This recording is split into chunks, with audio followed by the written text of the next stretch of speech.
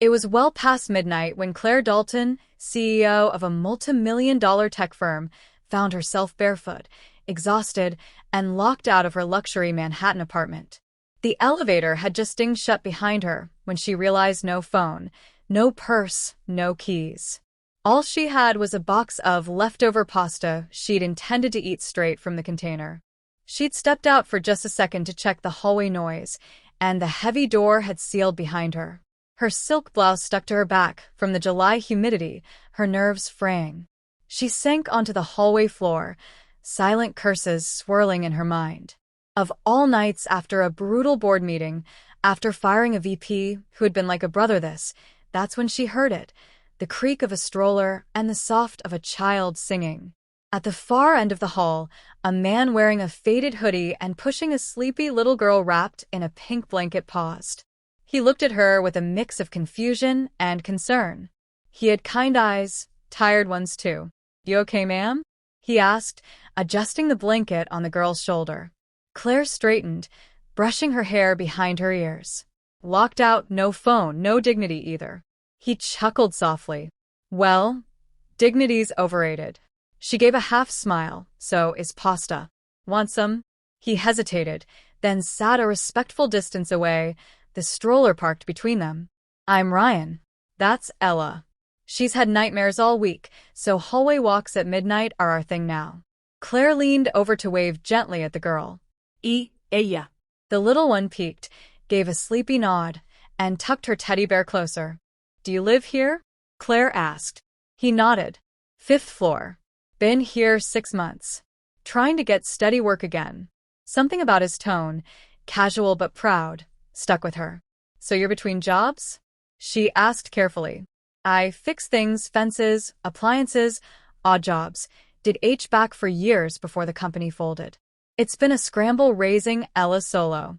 Claire blinked, a single dad, alone in the city, and still kind enough to sit with a stranger.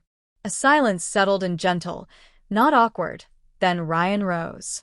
"Let me try something." He rummaged in the stroller's undercarriage and pulled out a metal hanger. "Learned a few things in maintenance," he said with a wink. She watched amused and curious as he crouched beside her door working the hanger with surprising skill. After 2 minutes and a soft click, the door gave way. Claire stared. "You just unlocked it." He grinned. "Guess the old tricks still work." She burst out laughing, the stress of the day melting away. "You might have just saved my sanity." "Glad to be of service," he said, stepping back. She hesitated. "Wait. "I should thank you properly." Coffee." "Breakfast tomorrow." Ryan's eyes flicked to Ella, who was already dozing off again. "I'd like that, but only if you don't mind crayons at the table." "I insist on it." She smiled. The next morning, they met at a corner cafe. Claire wore jeans. Ryan wore the same hoodie. Ella drew suns and stick people while they sipped coffee and talked. For the first time in months, Claire didn't check her phone. Halfway through, Ryan looked up and asked, "So what do you do exactly?" She hesitated, a little sheepish. "I run a tech company." "Well, a few." "I'm Claire Dalton." There was a pause. His brow rose. "The Claire Dalton." She gave a modest shrug. "I don't usually get locked out."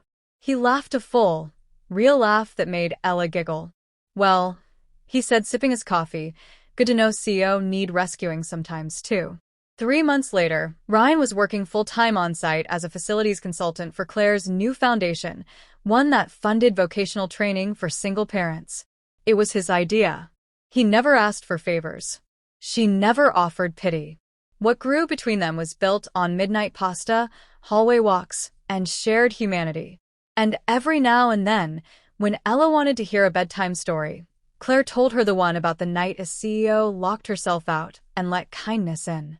Moral: sometimes the door that accidentally closes behind us leads to something unexpectedly open, a new friendship, a new chapter, and the kind of kindness the world needs more of.